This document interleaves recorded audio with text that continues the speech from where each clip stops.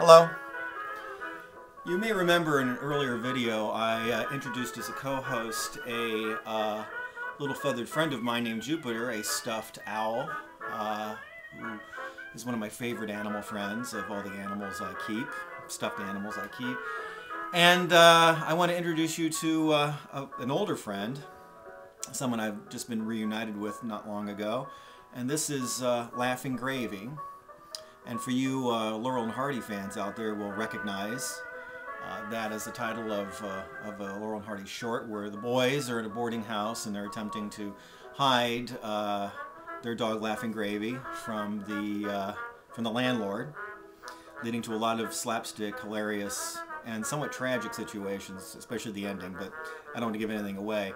Laughing Gravy is interesting to me for a historical romantic reason, because it was a gift I gave to my live-in girlfriend Mary in 1984. This is how old Laughing Gravy is, well beyond dog years. And apparently she gave it back to me when she broke up with me because I found him in a box. And I've had him with me unknowingly for years, packed away. So Mary, if you're watching, this is the only thing left from our relationship way back when. That and memories. Anyway, Laughing Gravy is going to be my co-host today as I talk about something that I really haven't gotten into as intimately as I probably should, if I were really honest with myself and honest with you. And that is my appreciation and quasi-addiction to pornography. And the reason I bring this up is because of the news of Marilyn Chambers' death the other day. And for those of you who don't know who Marilyn Chambers was, she was an early porn star. Of course, her seminal, no pun intended, film, Behind the Green Door, was considered, along with Deep Throat, one of the early porn classics of the 1970s. But for me, Marilyn's best work was in a film from 1980 called Insatiable, where she has a hot tub scene, lesbian scene, with another classic porn star, not as celebrated, probably not even remembered, named Serena, who specialized in girl-on-girl scenes. And in this one, she really showed her stuff, and I really like that scene because it's a very tender scene. It's a very erotic scene, hot scene, and it's two small-breasted women, and I prefer small-breasted women for certain kinky reasons, but nevertheless. And Marilyn Chambers personified the I don't know if it's steroids, they use steroids in porn these days, I don't know what they use, but the pre-makeover, the pre-surgical era, the pre-plastic era of porn. And I felt a certain sadness about it. I mean, I don't know how she lived in her final years. I heard rumors of her having cancer, but I don't know. Maybe that's what killed her. But Marilyn Chambers really takes me back to that period when I was growing up in the early 70s, early to mid 70s.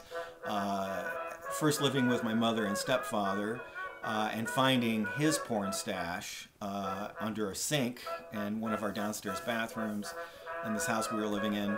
And also his stag reel collection, because back then, this is the pre-video age.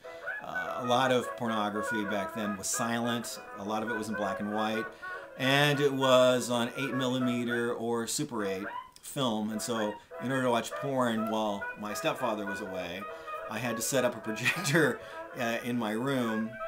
And sometimes I had friends come over and they helped me set it up, and for the price of watching this stuff. And these reels lasted maybe 8 minutes, something like that, and they were very grainy, a lot of them, very cheaply done.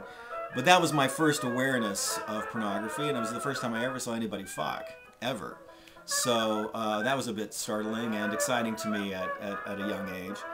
And then when I ended up moving in with my father and his second wife, my first stepmother, I discovered another cache of porn. Only in this case, they were a bit more permissive, they were a bit more hippie-ish. So they didn't really mind me watching this stuff. In fact, I think they expected me to do it. Although my dad did get pissed at me a few times for getting into his films.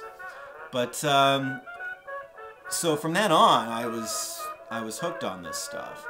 And this took me up to the golden age of pornography, in my view, which is between 1980 and 1985, 86. And by that point, Marilyn Chambers was on the way out. Like I said, she did Insatiable in 1980. I think after that she tried to go straight. I think she made a Cronenberg film. But she was replaced by a lot of distinctive talents, among them Christy Canyon and Ginger Lynn and Barbara Dare, Hypatia Lee. Just naming off the top of my head. Yes, I know all these people. I even know the men too. Peter North, Tom Byron, Herschel Savage, Randy West. I know them all. Veronica Hart, another favorite of mine. A friend of mine actually dated Veronica Hart, whose real name is Jane Hamilton, for a brief time just a few years ago in LA. So that was kind of interesting to learn. Ginger Lynn once I almost met at a strip club in Indianapolis. I'd already been living in New York, and I came back for a little sabbatical, living with a friend in southern Indiana, and I got an assignment with a freebie pseudo counterculture alternative whatever paper called Nouveau, which is a weekly in Indianapolis, and they assigned me to interview Ginger Lynn, and I tried to get in to see her using the press pass that I had, and I had arranged ahead of time, but this big black bodyguard simply would not let me into her room or into the area where I was supposed to interview her. So I had to write a story about my appreciation for Ginger Lynn, and it was really the first time I ever wrote about pornography or my interest in it. And I was very inspired by the work of Kenneth Tynan, who not only a great theater and film critic and cultural critic, and wrote great profiles of the famous and the wicked, but also was a fan of erotica. Spanking erotica was his kink, and he wrote beautifully about sex. And so Tynan was my model for this piece, and I thought I'd written this beautiful piece, including this section describing Ginger Lynn's blowjob technique, her fellatio, professionalism, as I called it. And it really was a prose poem to her oral gifts, and they cut that whole section out. In fact, they rewrote the entire opening, and I was and they didn't tell me anything about this. And when the thing was published, I was really embarrassed that my name was on this wretched remains of what I'd given them. And they had, like I said, the rewriting of the opening paragraph was just horribly done. And I remember yelling at the editor, who later went on to become a columnist for the Indianapolis Star, appropriately enough, and startled him so much that he paid me twice for the same piece. So it, turned in my favor. Anyway, I haven't written about porn that much on my blog, basically because I'm a husband and I've got 2 kids. And while my wife certainly knows about this, and it doesn't put her off, I'm still a little hesitant to really get into it, and perhaps I will. I'm certainly working on this, I certainly will now. I'm working on this autobiographical project that keeps going and going and going, and I imagine I'll get into that rather in depth at some point. But in any event, I just thought I'd come on with Laughing Gravy and bounce about the topic of porn. Something I may get into. It depends on whether you people want to read about it or not. I certainly have plenty of opinions and plenty of experience watching it. My takes on modern porn, which I think is absolutely horrible in so many ways, but I don't have the time right now to go into. Perhaps another time.